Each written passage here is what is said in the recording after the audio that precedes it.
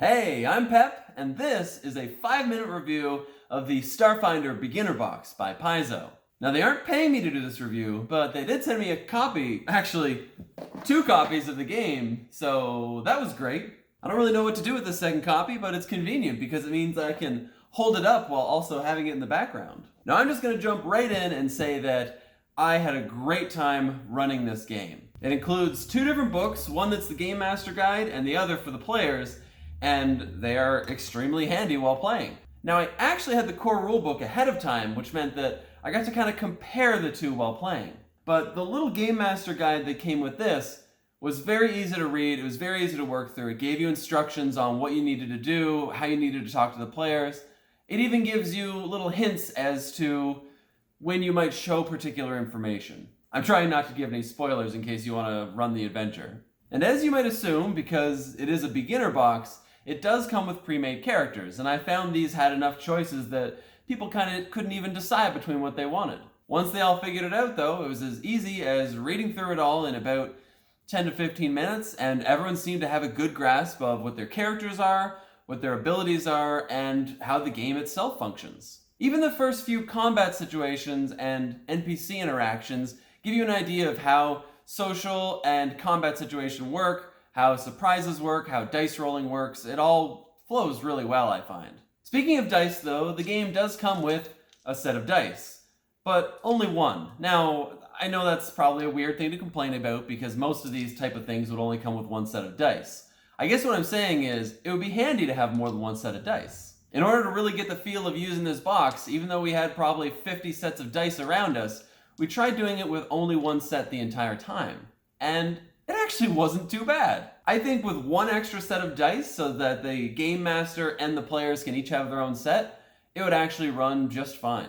Also of note, these are nice, weighty dice. Kudos to them for the quality of the dice that they chose. Also, the adventure itself takes place on this map, which is also double-sided. The really great part is that the game also comes with 3 markers. And this is, of course, essentially dry erase, which means that you can mark whatever you want onto the map. Personally, I love this because I kept track of health and initiative all on the map using the markers that the game came with. So again, kudos!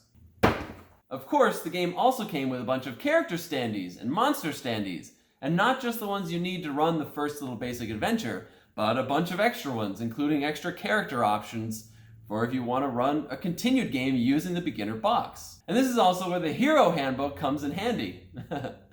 Because players can continue to level up their characters a little bit and see some of the character options, as well as learn a little bit more about the skills that they need to, again, in a continued game. However, I do have a complaint about these books and about the actual pre-created characters. It's pretty simple, but essentially there's some wrong information. Some of the skills are labeled incorrectly, some of the weapons do incorrect damage, and if you look into the actual book compared to your actual pre-made sheets, the information is different. So it's a little bit confusing. It's probably fine if you're just going to run this once, put it away, get the core rulebook, and then start playing from there. But if you plan on kind of continuing, people are going to be like, why does my grenade do 1d8 damage now? It said it did 2d8 before. Why is this pistol doing 1d6? It only shows 1d4 in the book.